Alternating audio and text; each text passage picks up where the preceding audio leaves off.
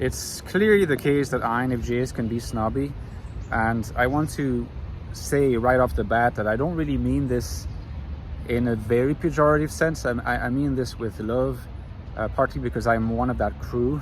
So I'm just talking about a certain elitism sometimes, or a certain sort of wish to be and come across as a purist in matters of culture.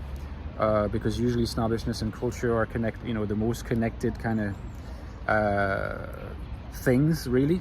It's most interesting to compare the INFJ snobbiness to that of the INFP and the INTP, I think. You notice in the INFP, the snobbiness is usually about, well, I'm only going to like this, and that, and it's no matter how obscure it is, this is the really good stuff. But the rationale for it is usually that they are looking for, sure, something that sounds good to them, but also it has to carry this stamp of real authenticity of intent and real authenticity of emotion. And you can see the influence of FI in this case.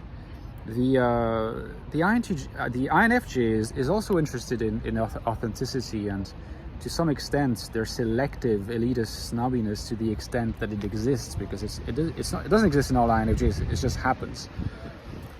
It's more likely to center around the beauty of the ideas and the vision and the sincerity of the vision behind the music, less than it is about the actual feeling, less than it is really ultimately about the authenticity.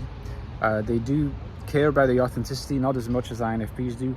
They are more likely to come across as respecting like a sort of a beautiful vision behind the music, right? And anything that sounds like it doesn't really have a vision, it's like just there for fun, or a bunch of songs to have some fun, INFJs are usually going to just reject it. An INFP might not reject it if it's really authentic. That's an interesting comparison. In the case of the INTP, I think that INTPs are going to often be attracted to like high concept type of stuff. They might occasionally also like some really obscure music, and they do care about authenticity also, but usually it's the purity of thought, right? So you have, on the one hand, authenticity of intent and emotion, that's INFPs. Authenticity of vision, that's INFJs. And then authenticity of concept, that's more INTPs. All three types can come across as snobby sometimes, and usually their type and their snobbiness comes across in the rationale, how they justify it. The INFP will be the one least inclined to give a proper rational explanation, because that's how they feel and they don't need to justify themselves further. INFJs will want to express the vision that they see, and that through that very process the elitism to some extent comes across.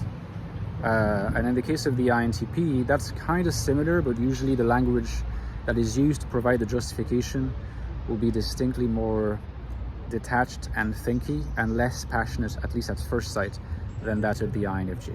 All right, let me know in the comments what you thought of this video, guys. Give me a like if you enjoyed it. A bit lighter maybe than usual, but hopefully still useful.